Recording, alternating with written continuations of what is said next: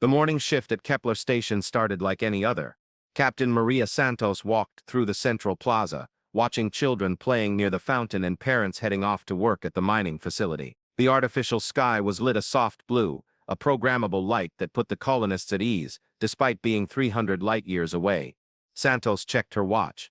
A resupply ship from Earth was scheduled to arrive in 6 hours. Kepler Station is currently home to 50,000 people and is the largest human settlement outside our solar system. The station orbits a gas giant rich in helium-3, the fuel that powers Earth's fusion reactors. "Another quiet day in paradise," Santos said to his assistant, Major James Park, as they headed toward the command center. Park smiled. "This month, mining operations are progressing ahead of schedule. The new mining equipment is working better than expected." Santos nodded. 3 years of peaceful operation had left them all comfortable. The galaxy seemed empty except for humanity. No sign of extraterrestrial life was to be found anywhere. Despite decades of exploration, some scientists wondered if humanity was alone in the universe. They were wrong. The first signs of trouble came from the external sensor array. Engineer First Class Chen Wei was monitoring a deep space scanner when a contact signal lit up on the screen. Dozens of scanners were moving rapidly toward the station. "Captain Santos, to the command center. This is an emergency." Chen's voice croaked over the intercom. Santos and Park ran into the command center. Chen pointed at the screen with a trembling hand. "Ma'am, there are 47 ships approaching us. They are large and not responding to our calls." Santos stared at the screen. The ships were massive, each larger than Kepler Station. Their designs were completely unfamiliar to human databases. Sharp angles, dark metal and energy, numerical incomprehensible numbers. "How long until we arrive?" Santos asked. 18 minutes at our current rate," Chen answered. Santos grabbed the communications console. "Captain Maria Santos of Kepler Station, approaching vessel. Please identify yourself and state your intentions." "We are a peaceful mining colony." Static was the only response. Park was already at the defense console. "Captain, our weapons are designed for asteroid removal, not ship-to-ship combat." "I understand that," Santos said. She sounded the station-wide alarm. Warning lights flashed red. "All civilians evacuate. This is not a drill." The alien ships slowed as they approached. They formed perfect circles around Kepler Station, their dark holes obscuring the stars. Each ship was at least 2 kilometers long and packed with weaponry, the likes of which humanity had never seen before. Santos radioed again. "Unidentified ships. This is Captain Santos. We are civilian. There are no military installations here. Please respond." A new voice boomed from the command center. It spoke perfect English, but its tone was cold and mechanical. "Human habitation is to be annihilated. Retreat is not permitted. Resistance is futile." Park grabbed Santos's arm. "Captain, we need to get people to the escape pods." Santos shook his head. 50,000 people, James. We have about 200 escape pods, each holding a maximum of 20 people. We can't save everyone." The alien voice came again. "Sterilization protocols will begin in 6. Santos pressed the emergency broadcast button. Her voice echoed over all speakers on the station. "To all residents of Kepler Station, this is Captain Santos. We are under attack by an unknown hostile force. Take immediate shelter and send any messages you have to your families now. God help us all." The countdown has reached 0. The first alien ship has opened fire. A pale blue energy beam has struck the station's hull. The metal not only melted, but instantly turned to steam. Part of the station was gone in seconds. More beams were fired. The aliens fired with precise timing, working their way inward. They weren't in a hurry to destroy the station. They were taking their time, making sure no one survived. Santos watched the destruction unfold on the screen. The civilian settlements were gone. Schools, parks, hospitals, everything was transformed into glowing gas. Emergency shelters meant to protect against asteroid impacts offered no protection against alien weaponry. "Oh dear," Park muttered. "They're not trying to capture us. They're trying to exterminate us." The space station shook as other sections disappeared. Parts of the artificial gravity malfunctioned. People drifted helplessly through floorless, ceilingless corridors. Chen was still at his post, fingers working on a console. "Captain, I'm going to set up an emergency beacon. Maybe someone will hear us." Santos nodded. "Go ahead. Send them all. Ship plans, weapons data, tactical information. Someone needs to know what happened here." The beacon was fired just as the alien weaponry reached the command center. Santos felt the temperature rise as the walls began to glow. She gripped the microphone one last time. This is Captain Maria Santos. Final log. Kepler Station is overrun, under attack by hostile alien forces. No warning, no demands, no chance to surrender. They are systematically destroying our entire colony. Tell Earth. Tell them we try. Communications lost, 300 light-years away. UEES Nightbow Commander, Sarah Chen was checking her navigation charts when her communications officer called out. Commander, we've received an emergency beacon from Kepler Station. We're sorry, ma'am. Chen headed for the communications station. Lieutenant Torres, pale as he played back the transmission. This is Captain Maria Santos. Final log. Kepler Station under attack by hostile alien forces. The bridge fell silent as Santos's final words faded into static. Cheng stared at the communications display, struggling to comprehend what he was hearing. When was this transmitted? Chen asked. The signal was sent 43 minutes ago, ma'am, but given the distance, the attack must have begun over 3 hours ago. Chen felt a chill in his stomach. Have you received any other signals from Kepler Station? Torres shook his head. None, ma'am. Total blackout. Captain Williams looked up from his post. Commander, we have 18 hours at full thrust. Any survivors? Set course.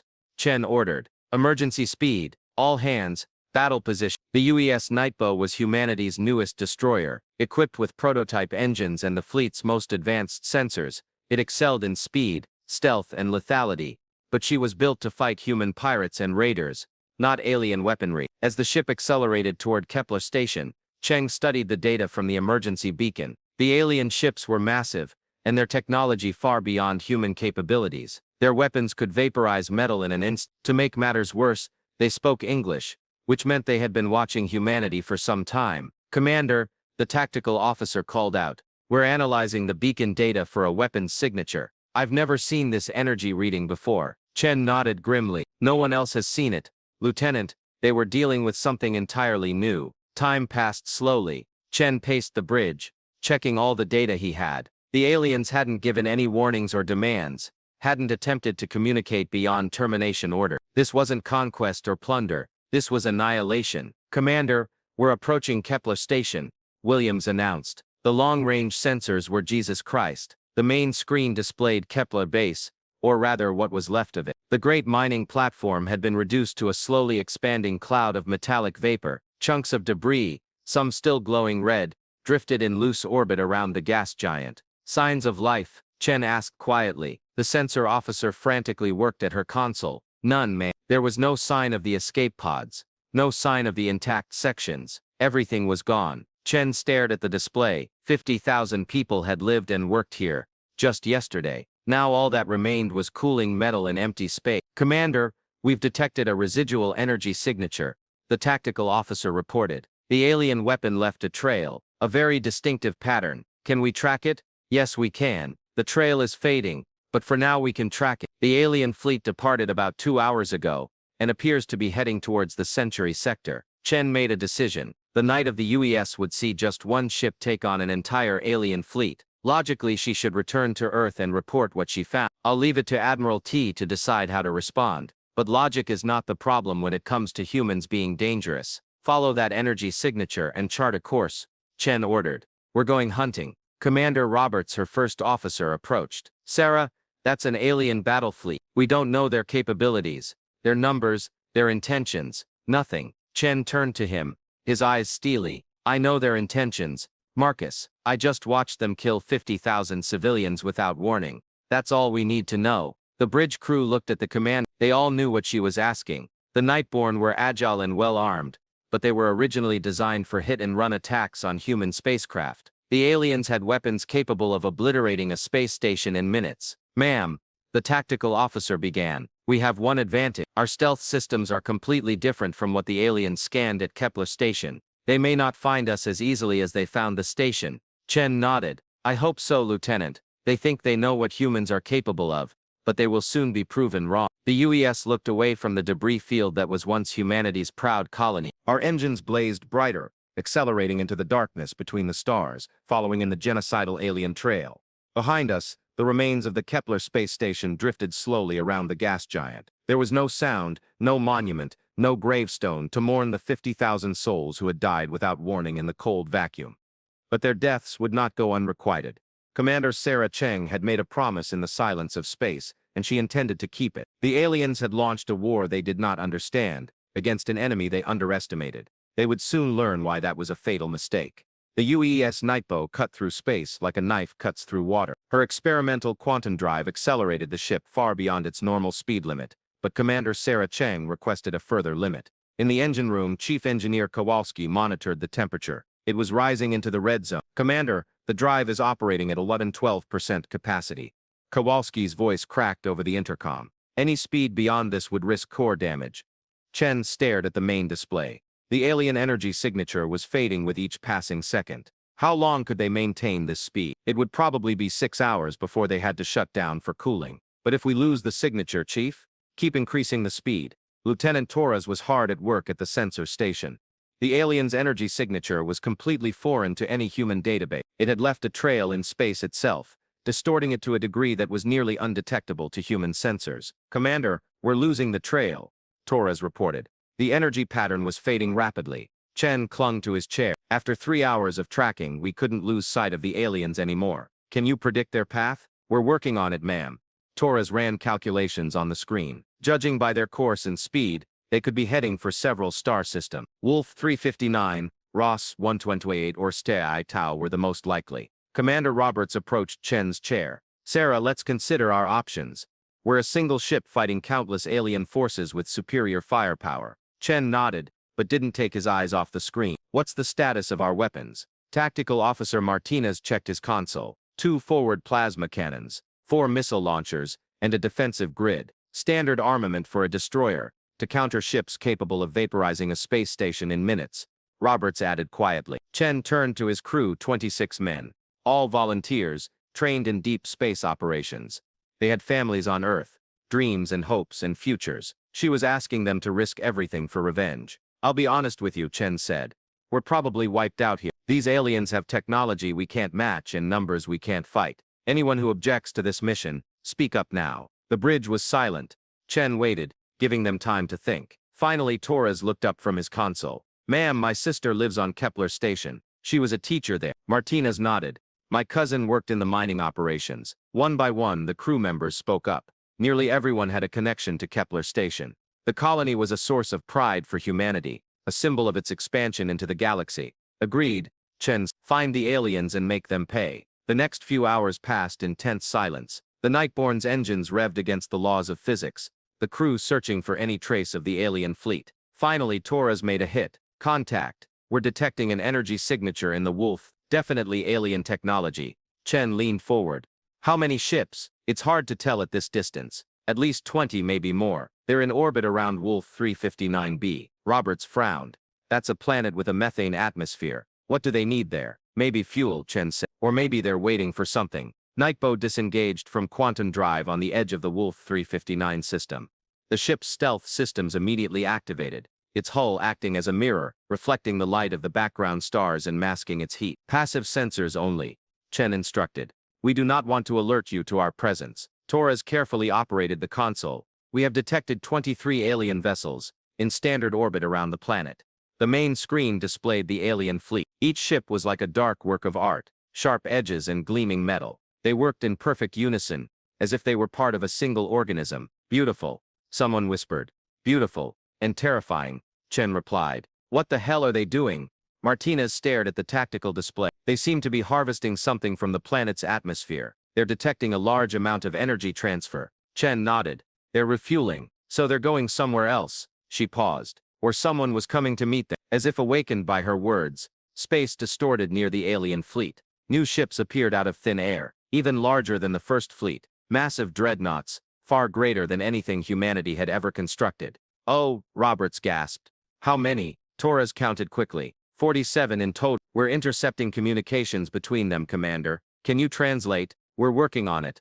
The computer analyzed the patterns. Torres paused, listening carefully to the earpiece. "Ma'am, they're talking about Earth." Chen felt a chill run down his spine. "What about Earth?" "I can only hear bits and pieces, but it seems they're up to something. There's been repeated mention of a primary target, and a final cleansing." A terrible truth seemed to hit Chen.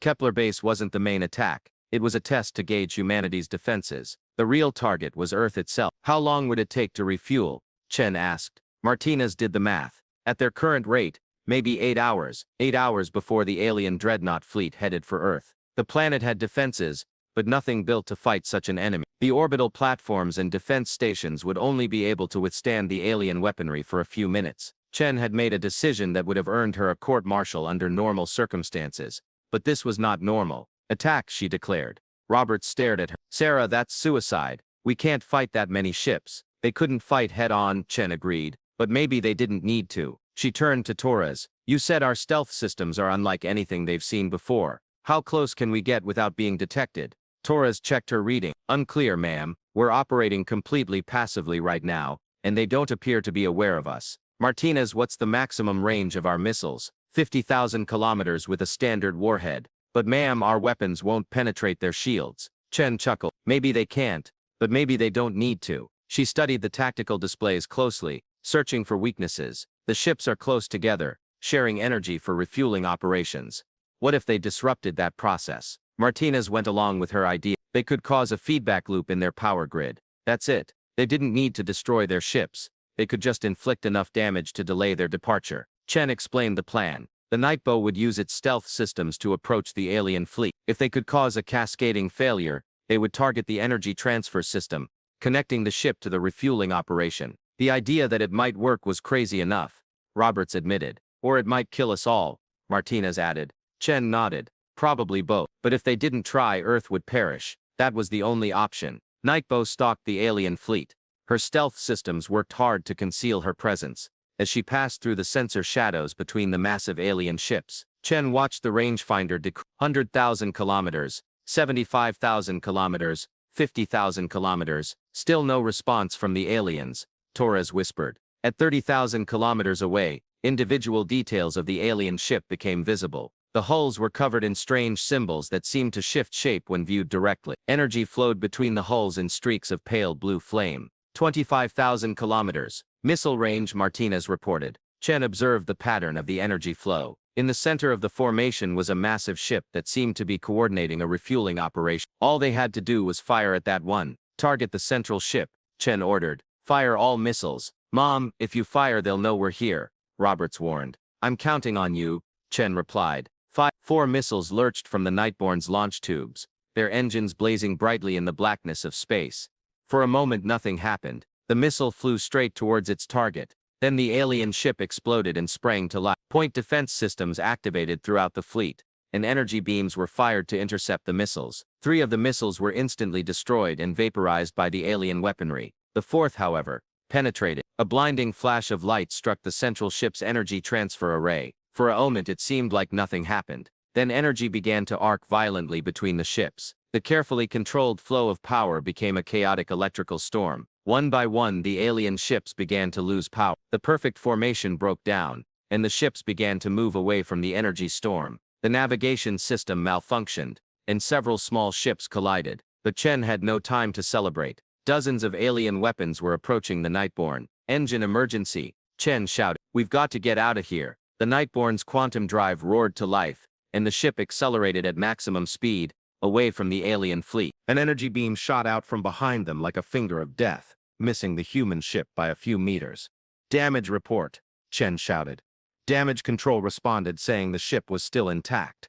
Some systems were offline, but everything was fine. Torres watched the alien fleet make its escape. Commander, the aliens are still dealing with power feedback. It appears there are several ships completely disabled in space. Chen smiled slightly. They had done it. A single human ship had taken on an entire alien fleet and survived to tell the tale. More importantly, it had bought Earth time. But as the Nightborne fled into deep space, sensors registered a new contact. More alien ships were coming from all directions. Wolf 359's fleet was only part of a much larger force. How many do we have? Roberts asked quietly. Chen stared at the sensor display, counting each new contact. Too many, she finally said. But I had learned something important today. What was it? We could be hurt. Their technology is not magic, and their ship is not invincible. Chen turned to his crew. We'll send a message to Earth, warning them of the invasion. Then we'll continue the hunt. We're just one ship, ma'am, Martinez pointed out. Chen nodded. One ship with 26 men who refuse to give up. The aliens think they know what humans are capable of. but they are about to find out. The night of the UES fades into the darkness between the stars, carrying with it humanity's hopes and vows of revenge. Behind them the alien fleet slowly recovers from the attack, but the damage has been done. The hunt is on. The UES Night drifted silently through the asteroid belt of the Vega system. Its hull was battered by 3 weeks of hit-and-run attacks on the alien fleet. Commander Sarah Chen stood in the operations room, analyzing holographic feeds of the alien fleet's movement. "They're adapting to our tactics," Lieutenant Torres reported. They had begun using different formations after the last attack. Chen nodded. The aliens, as she now called them, the Zephyrian hegemony, had proven to be fast learners. With each attack they learned something new about the humans' capabilities, but also taught the humans their weaknesses. "What happened to the supply convoy we tracked yesterday?" Chen asked. Tactical Officer Martinez pulled up new data. 6 freighters and 2 escort vessels. Judging by the heavy security, they likely carried important cargo. Chen analyzed the information. The Zephyrians had been transporting supplies through the system for several days. Each convoy followed the same route and used the same security protocols. They were creatures of habit, the kind of thing humans could exploit. "Director Kowalski, what's the missile supply status?" Chen called to the engine room. "We're down to 60%, Commander. We're expending more munitions than expected." Chen frowned. The Nightborne could not return to Earth for resupply. The planet was preparing for invasion, and the human ships were needed for defense. They were isolated here. "We'll have to get creative," Chen said, turning to his crew. "The aliens are expecting us to use missiles and energy weapons. What if we don't?" Commander Roberts raised his brow. "What are you thinking?" Chen pointed to the surrounding asteroid field, countless rocks, each one a potential weapon. "The aliens have superior technology, but they're designed for ship-to-ship combat. What if they changed the rule?" Chen devised a plan that was outlandish by traditional military standards. Rather than attacking the alien convoy directly, they would use the asteroid itself as a weapon. A mining machine designed by the Nightborne for asteroid processing could be modified to serve as an improvised weapon. "We're going to turn the entire asteroid field into a minefield," Chen explained. "The aliens will come in via their usual route and then explode," Torres said worriedly. "Commander, the timing has to be perfect. One wrong move and we'll blow ourselves up, not them. That way we can't make any mistakes," Chen replied simply. The crew had been preparing for 8 hours. Chief Kowalski and his engineers modified mining explosives and placed them throughout the asteroid field. Each explosive was connected to a remote detonator and hidden within seemingly ordinary rock. Meanwhile, Torres was working on a new communications project using alien technology, captured in the previous attack. He had built a rudimentary translator for the Zephyrian language. "Commander, I think we can send them a message they'll understand," Torres said. Chen was intrigued. "What message?" "Psychological warfare. We've been attacking them for the past few weeks without them realizing who we are or what we want. Maybe it's time we introduced ourselves." When the alien convoy entered the asteroid belt, they discovered a collection of seemingly ordinary space rocks. Their sensors detected no threat, no hidden ships, no weapons. The Zephyrian forces proceeded confidently along their planned course. They were halfway across the battlefield when the first explosives detonated. Asteroid after asteroid exploded, setting off a chain reaction of destruction that ripped through the fleet. The unarmored, slow-moving freighters were pulverized into flying shards of rock. One escort vessel attempted to turn around, but headed straight into another blast zone. Within minutes, the entire fleet was wiped out. As the explosions subsided, Torres activated the alien communications system. His voice, translated into Zephyrian, echoed through space. "This is Commander Sarah Chen, Earth United Fleet Nightborne. We have killed 50,000 civilians at Kepler Station. We are here to collect that debt." The surviving destroyer quickly replied in accented, but understandable English. "Human ship, you cannot hide forever. Beard Manny will find you and destroy you." Chen smiled grimly and took the microphone. "All right, I've had enough of chasing you across the galaxy. But the next time you come looking for us, remember this. We don't fight fair, we don't play by your rules, and we never give up. Rest in peace." The Nightborne disappeared into the asteroid field, and their alien guards reported another improbable victory for humanity. In the days that followed, Chen's mind games intensified. They used their spaceship's lasers to carve messages into the surface of the asteroid. They installed transponders on destroyed spaceships that broadcast warnings in the Zephyrian language. They even hacked into alien communication networks to send anonymous threats. The message was always the same. Remember Kepler Station. Remember the cost of killing innocent people. The impact was immediate. The routes of the alien convoys changed daily, the ships now traveling in larger groups with heavier escorts. Some alien crews began to request departure from human space. It was working, Torres reported after intercepting alien communication. Their chain of command was showing signs of stress. Some captains had doubts about the invasion plan, but Chen knew they were walking a tightrope. Every attack would bring a retaliation. The aliens were sending more ships into the hunt for the Nightborne. Sooner or later, their luck would run out. But a breakthrough came when Torres intercepted a high-priority alien transmission. "Commander, you need to hear this," Chen said, his face pale. "The Zephyrians have sent a message to their home planet requesting immediate reinforcements for an invasion of Earth." Chen felt a chill in his stomach. How many? 300 additional ships. The message read, "Human resistance is stronger than expected. An overwhelming force is required to ensure success." The war room fell silent. With 300 ships in the invasion fleet, Earth's defense would be impossible. Even with all of humanity's orbital platforms, defense stations and ships in the solar system, it would still not be enough. When would reinforcements arrive? Chen asked quietly. Torres confirmed the translation. The 6th. The fleet is already en route from Zephyrian sector. Chen stared at the holographic display showing the alien ship's location. Somewhere in the distance, 300 warships were hurtling toward Earth. Her small crew fought bravely, but they were only 26 strong against the Empire. "Ma'am," Martinez called out, "we may have a way to intercept the reinforcements." Chen turned to him. "Please explain." "The message shows the exact route of the reinforcement fleet. Before the final jump to Earth, we'll be coming to the Proxima Centauri system to refuel." Chen consulted the star chart. Proxima Centauri is a red dwarf star with an unstable solar wind. Navigation there, especially the refueling operation, required caution. "What are you thinking, Martinez?" "It's the same thing you told us. They would change the rule. Instead of fighting starships, they would fight the stars themselves." The plan that emerged was the riskiest Chen had ever conceived. Use modified Nightborne mining equipment to destabilize Proxima Centauri's stellar activity. If they could trigger a massive solar flare at the right time, Martinez explained, the radiation would disable every starship in the system. "We won't be wiped out, but we'll be dying in space for days, maybe weeks." Robert shook his head. "That's not war, Sarah. It's toying with cosmic forces we don't understand." Chen looked around at his crew. They were exhausted, fleeing, low on supplies and desperate. But they were also the only thing standing between Earth and the invasion fleet. "Chief Kowalski, will this charge be able to disrupt the star's magnetic field sufficiently?" The engineer ran calculations on the console. "Commander, will probably need to place the charge very precisely within the star's corona. The radiation alone will be deadly." "What about the ship's shield?" "They might protect us for a few minutes, but a flare would make every ship in the system a target, including us." Chen nodded. She had guessed so too. "How much time do we have until the alien fleet reaches Proxima?" Torres reported 18 hours. Chen made a decision. "Set course for Proxima Centauri.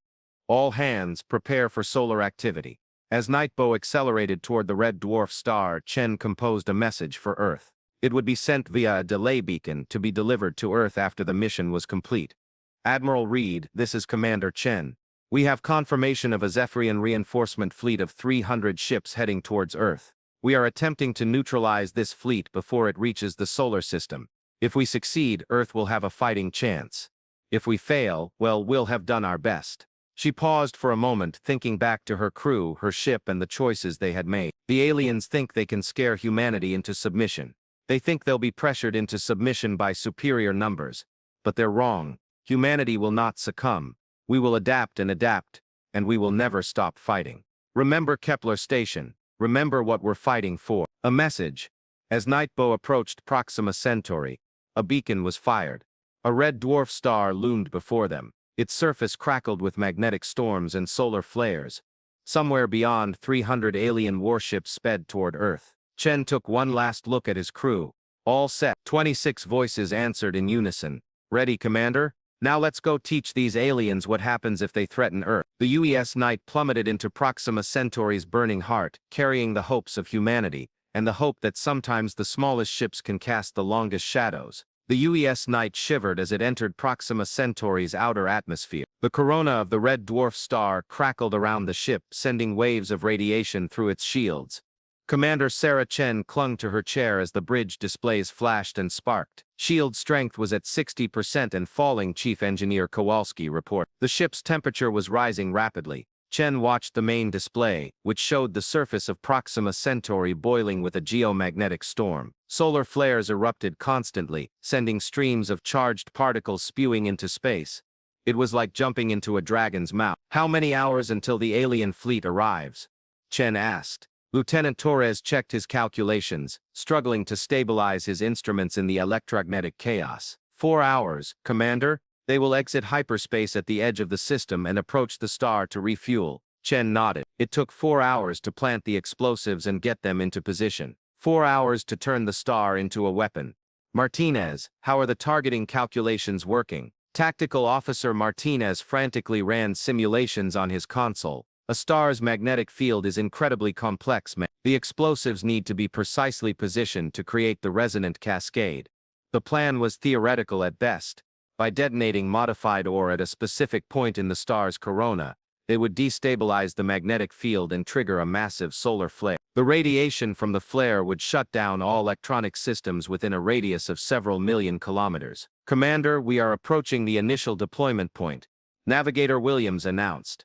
Chen looked at the target display. It was a vortex of superheated plasma, entangled with magnetic field lines. The temperature outside was over 2 million degrees. Even with its shields, Nightbow would only survive a few minutes in this environment. "Deploy first round," Chen ordered.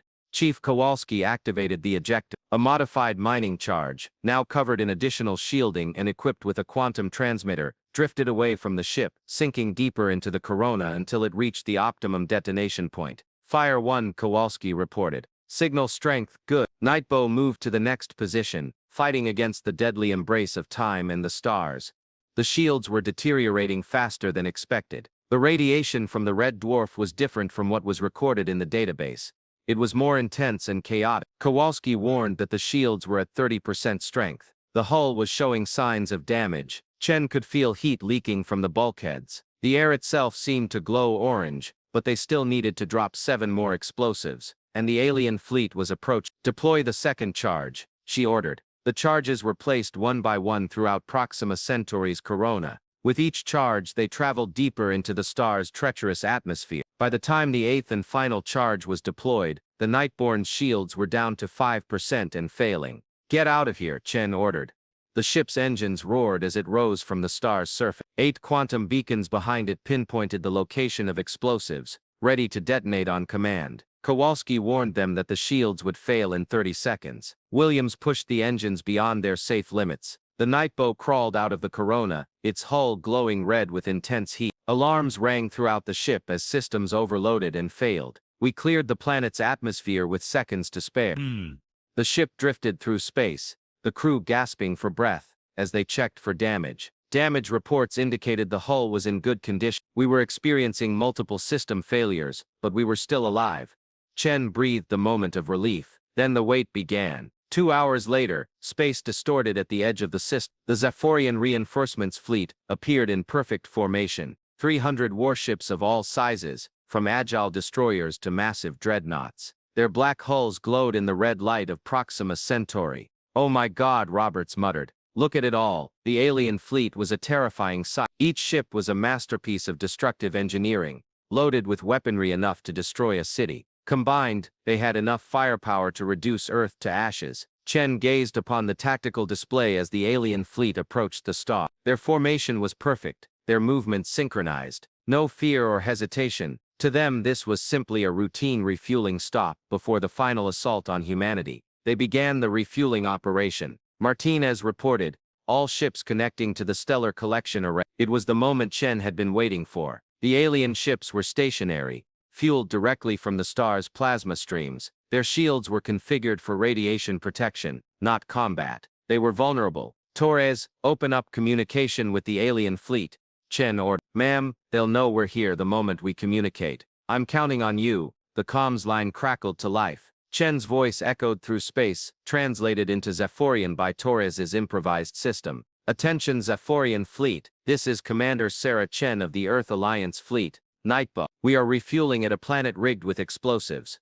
Retreat now or face consequences. A reply came quickly from the fleet flagship, the cold, mechanical voice, typical of Captain Zephoria. Human ship, do not lie. No ship in the corona of a star would survive long enough to deploy such a device. Surrender now and you will die instantly.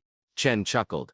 Want proof? Watch and learn. She nodded to Martinez, who activated the first explosive. Deep within Proxima Centauri's corona, a modified mining charge detonated. The explosion was tiny compared to the star's vast energy output, but it was precisely placed. It disrupted the primary magnetic field lines, creating a cascading effect. The star's surface erupted. A massive solar flare exploded from Proxima Centauri, traveling outward at a fraction of the speed of light. The stream of charged particles and radiation spread out like a cosmic tsunami, hitting the alien fleet as it refueled. Detonate all bombs, Chen commanded. 7 more explosions rippled through the star's corona. Each solar flare ignited more, and Proxima Centauri looked like an angry god hurling spears of fire into space. The alien fleet tried to respond. They pulled away, began refueling and starting their engines, but it was too late. The first solar flare struck the Zephorian system like a hammer from heaven. The ships, once shining with power, were instantly plunged into darkness. Shields collapsed, weapons disabled, engines stalled. One by one, 300 warships were reduced to lifeless wreckage, floating in space. Chen watched the destruction with somber satisfaction. The alien reinforcement fleet was destroyed. Earth still had a fighting chance, but Nightborne was not safe either. The same radiation that had disabled the alien spacecraft was heading their way. Apply emergency power to shields, Chen ordered. All hands, prepare for impact. The solar storm struck the night sky like a physical blow. Radiation overloaded the systems, and the spacecraft tipped over. The lights went out, the artificial gravity malfunctioned, and the air regeneration systems shut down. In the darkness of the bridge, Chen heard the sounds of the crew struggling to restore power. Emergency lights flickered, casting ominous shadows on the damaged console. Damage report, Chen called out. The main power is down, Kowalski reported from somewhere in the darkness. Backup systems are failing one after the other. Life support only has about 6 hours left. Chen found a chair in the command module and sat down. They had succeeded. 300 alien warships had perished in space, preventing them from continuing their mission to Earth. But this victory came at a price. Can you send a signal to Earth? Cheng asked. Torres was operating the console by flashlight. No, ma'am. The communications array has been destroyed. We've lost contact. Chen nodded. She had expected it. The solar flare that had disabled the alien fleet would have the same effect on the human ships, but that was within the realm of possibility. Earth's defenses would recover long before the aliens could repair their fleet. Commander Martinez called out. We're receiving an abnormal signal from our passive sensors. What kind of abnormality? An alien vessel is still active, and it's heading our way. Chen felt a chill run down his spine. What if one of the Zapparian vessels survived the solar storm? How is that possible? We don't know, ma'am, but it's definitely powered up, and heading our way. Chen made a decision. The Nightor was malfunctioning. Its weapons were out. Its shields were down, but it still had one weapon left, herself. Captain Kowalski, could you increase your ramming speed? Ma'am, the engines are dead. We're running on emergency thrusters only. Chen studied the tactical display, calculating direction and speed. The alien ship was approaching slowly, and if he timed it right, he could probably do as much damage as they did. Everyone, prepare for impact. We're ramming. Roberts grabbed Sarah's arm. Sarah, that's suicide. Even if we destroy it, we'll die on impact. Chen looked to his friend and first officer. Marcus, that alien ship is the only surviving ship of a 300-ship invasion fleet. If we survive, we can warn the hegemon of our tactics. Earth had lost the advantage. She turned to address her crew. Listen up, everyone. Today we achieved the impossible. We weaponized a star and stopped an entire invasion fleet. But our work is not done yet. An alien ship loomed large on the screen. It was a destroyer, comparable in size to the Nightbow. The ship's hull was charred and scarred by the solar storm, but it was still operational. Ma'am, Torres reported. Alien vessel communicating. Connect. The Zapharian commander's voice boomed across the bridge. The translated words were cold and harsh. Human vessel, you have committed an act of space terrorism. Weaponized the star itself. This will never be forgotten. Chen took the microphone. Right. Never forget this moment. Never forget what happens if you threaten Earth. You came to destroy my people, but in the starfire all you saw was death. Your ship is malfunctioning. Human, you cannot escape. Chen smiled in the darkness of the bridge. Who said we were going to escape? She nodded to Kowalski, who activated his emergency thruster. The Nightbow lurched forward, accelerating toward the alien destroyer, on a collision course. The Zafrian ship tried to turn, but it was too late. Solar radiation had damaged its steering systems. The two ships charged at each other like ancient knights brandishing their spear. All hands prepare for impact. Chen declared, "It is an honor to serve with you all." The UES Nightbow slammed into the alien destroyer at a speed exceeding 1,000 meters per hour. Both ships crumbled like tin cans, sparks and shrapnel flying and holes ripping open. Both ships' fusion reactors simultaneously went critical. The explosion lit up the Proxima Centauri star system like a second sun. When the light faded, all that remained was cooling wreckage, and the memories of the 26 humans who had turned the tide of the war. Far away, 300 alien warships drifted helplessly through space. Their crews worked slowly to repair systems damaged by humanity's most desperate gamble. The reinforcement fleet never reached Earth, and somewhere in the darkness of space, the night tail of the UES began its journey home, carried by the light of angry stars and the sacrifices of crews who refused to surrender. Admiral Marcus Reed stood in the war room of Lunar Command, gazing at a holographic display showing Earth's defenses. 3 months had passed since the Battle of Proxima Centauri, and the solar system was abuzz with preparations for war. "Admiral, we're receiving a priority transmission from the external sensor grid," announced Communications Officer Park. Reed turned away from the display and began transmitting. The message was garbled and weak, coming from a probe near the edge of the solar system, but the words were clear enough to send chills down Reed's spine. "This is Automated Beacon 77 Alpha. We've detected a massive hyperspace signature approaching the solar system. The count is yet over 400 ships. Repeat, 400 alien ships approaching. ETA 6 hours. Reed felt the weight of command weigh down on his shoulders. The Zafrian invasion fleet had finally arrived. With no reinforcements after the destruction on Proxima Centauri, they had been forced to gather ships from across the Empire. Now they were approaching in overwhelming force. All hands were called to arms throughout the system. Reed ordered all ships to man battle station, activate the Mars defense grid, and asteroid belt platforms. Earth's defenses were strong even by human standards. Orbital battle stations surrounded the planet, equipped with plasma cannons and missile arrays. The asteroid field had become a fortress, with weapons platforms hidden among the rocks. A fast attack fleet was stationed on Mars, ready for enemy flank attacks. But against an alien fleet of 400 ships, that might not be enough. "Commander, we've received a transmission from the alien fleet," Park reported. Reed straightened his uniform. He displayed it on the main screen. The holographic display flashed, revealing the bridge of a massive Zafrian dreadnought. The alien commander was tall and thin, with pale skin and dark eyes that seemed to contain the cold air of space itself. "I am Fleet Commander Zalsar of the Higemani 4th Battle Fleet," the alien said in perfect English. "Surrender the planet immediately. Resistance will result in utter annihilation." Reed stepped forward, his voice calm despite the fear inside him. "This is Admiral Marcus Reed, Commander of the Solar Defense Force. Earth will not surrender. If you want our world, you will have to take it." Zalsar's expression did not change. "Your species has proven a nuisance. The destruction of our fueling base, and the loss of our reinforcement fleet, will not go unpunished. We will glass your planet and scatter your atoms into space." "Go ahead," Reed replied. "But perhaps you should ask the crew at Kepler Station how it went." "Oh wait, you can't do that. They're all dead." For the first time emotion flashed across the alien commander's face. Anger, ruthlessness, and fear. They would learn the price of defying hegemony. As Zaf spoke, the signal died. Reed turned to his staff. "All ships, prepare for battle. Remember, we're not just fighting for Earth. We fight for every human colony, every space station, and every child who dreams of seeing the stars. Let us cherish them." The Zafrian fleet dropped out of hyperspace like a swarm of locusts. 400 ships spread across the outer solar system, their dark hulls obscuring the stars. They moved with purpose, heading straight for Earth. But they had underestimated human ingenuity. "Admiral, the enemy fleet is approaching the asteroid field," the tactical officer reported. Reed smiled grimly. "All right, let's set a trap." Across the asteroid field, weapons platforms disguised as mining stations suddenly went live. Hundreds of missile launchers, plasma cannons, and railguns opened fire simultaneously.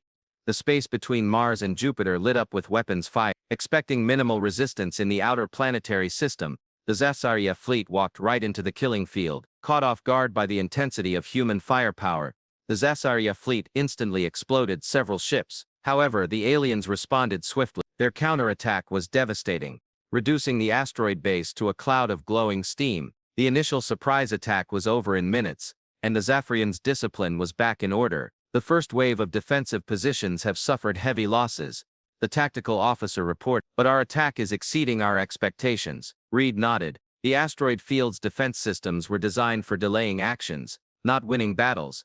Their mission was to weaken the alien fleet and expose its tactics. Sir, the Mars Defense Fleet requests permission to engage, came a new report. Authorized. Tell Admiral Chen to strike the enemy swiftly and powerfully. Sarah Chen's sister, Admiral Lisa Chen, was the commander of the Mars Defense Fleet. Like her sister, she believed in aggressive tactics and striking where the enemy least expects them. From hidden positions around Mars, 50 human destroyers and cruisers emerged. They took advantage of the planet's gravity well and charged at incredible speed into the flank of the alien fleet. The maneuver was risky and required a split second of timing, but it was effective. The human fleet slammed into the Zafrian formation like a hammer.